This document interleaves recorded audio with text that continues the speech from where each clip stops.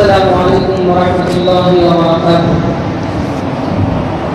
نحمد الله الذي يدعو إلى دار السلام ونصلي ونسلم صلاة كاملة على أشرف الأنبياء والمرسلين.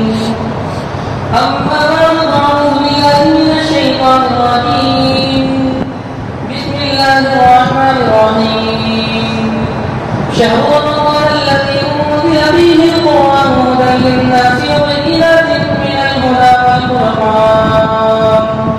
صدق الله العظيم. وقال النبي صلى الله عليه وسلم: شعبان شهري ورمضان شهر الله. وكما قال على نبينا عليه الصلاة والسلام. صدق الله مولانا العظيم وصدق رسوله النبي الكريم ونحن على ذلك لمن الشاهدين والشاكرين والحمد لله رب العالمين.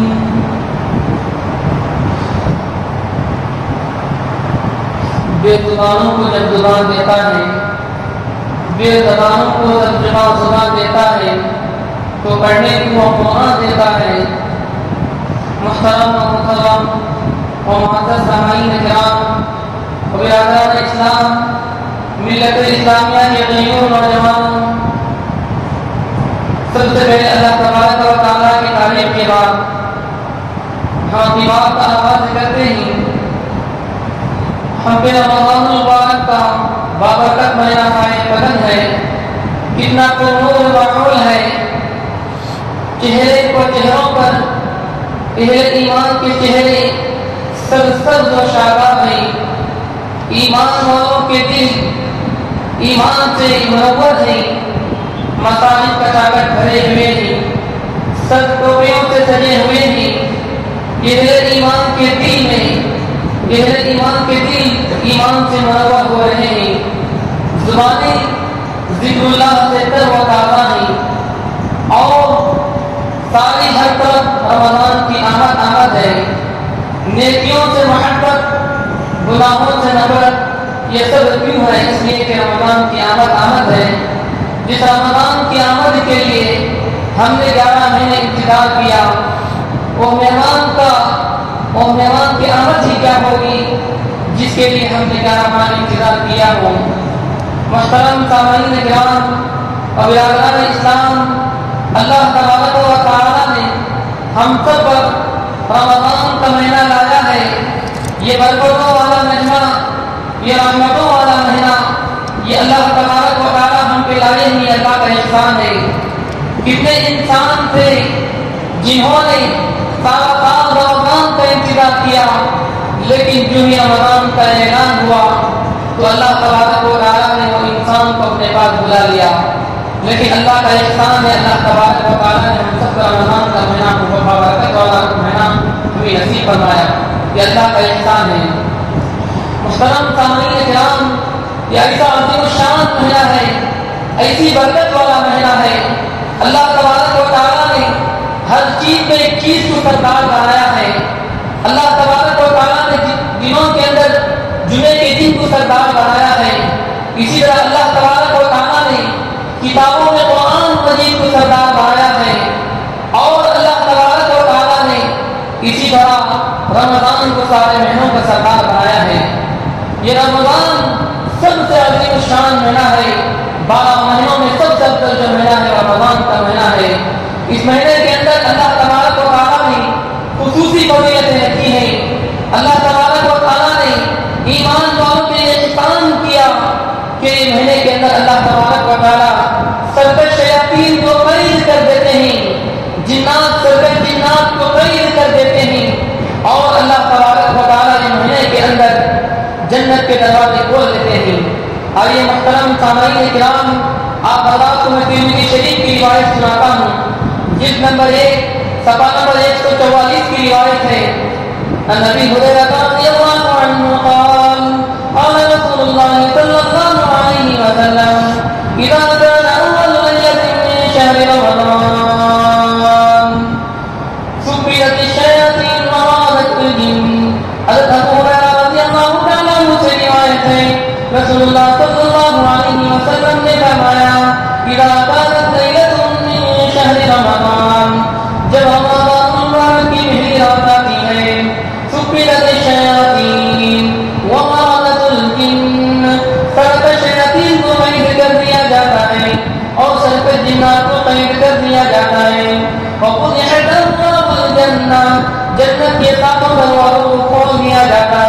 فلم يغلق منها باب جنت کا کوئی دروازہ بند نہیں ہوتا وغلقت ابواب النار جہنم کے سارے دروازے بند کر دیے جاتے ہیں فلم يفتح منها باب کوئی بھی دروازہ جہنم کا کھلا نہیں ہوتا جب رمضان کا مہینہ آتا ہے رمضان کی اول رات آتی ہے رمضان کے پہلے روزے کے دن اللہ تبارک و تعالی سارے سرکش شیاطین سارے شرکت کے نام کو قید کر دیتے ہیں اور جنت کے دروازے کھول دیتے ہیں جہنم کے دروازے بند کر دیتے ہیں کوئی ینادی منادیا یہ فرشتہ آواز دیتا ہے یا باغی الخیر اقبل اے انسان رمضان کا مہینہ شروع ہو چکا ہے یا باغی الخیر اے خیر کے طلبگار انسان اے نماز کے طلبگار انسان اے روزے کے طلبگار انسان اقبل آگے بڑھ یا باغی الصلاۃ اے نماز پڑھنے والے انسان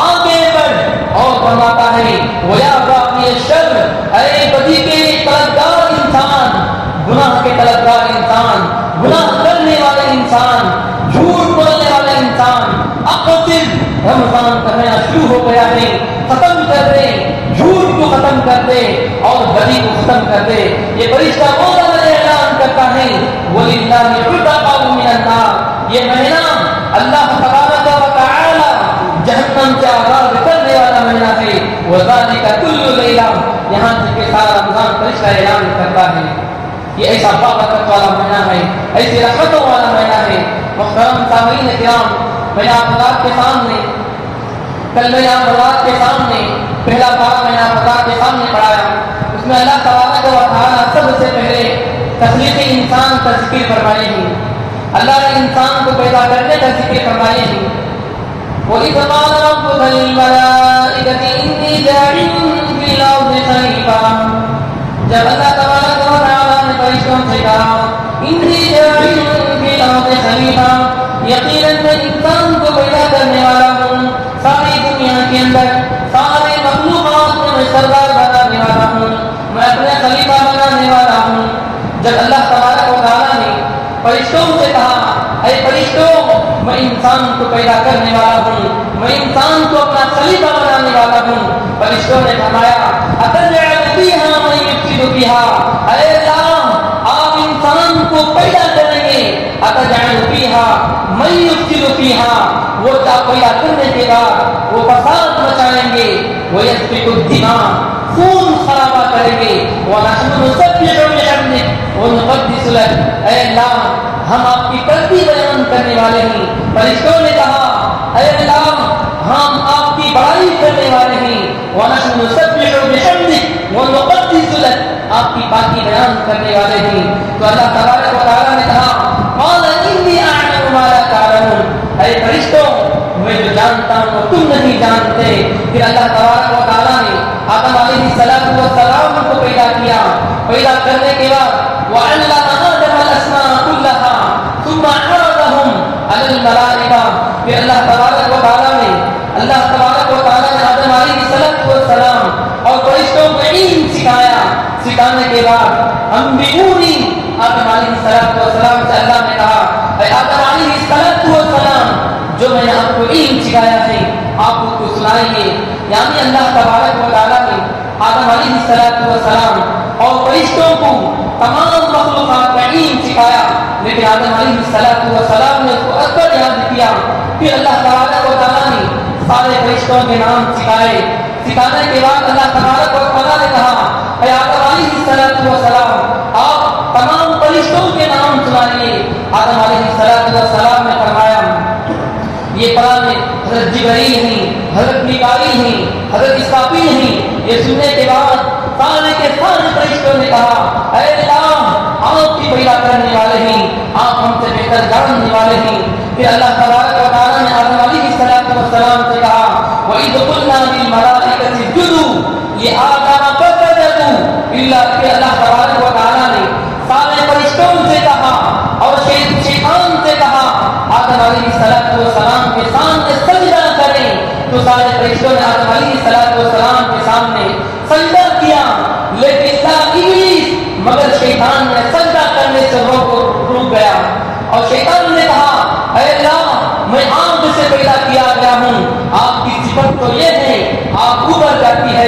مٹی نیچے آتی ہے. آدم علیہ السلام کو مٹی سے پیدا کیا گیا ہے, مجھے آگ سے پیدا کیا گیا ہے. آپ کی صفت تو اوپر جانے کی ہے, نیچے جھکنے کی نہیں. شیطان نے انکار کر دیا, تکبر کرنے لگا اور شیطان سجدہ کرنے سے روک گیا.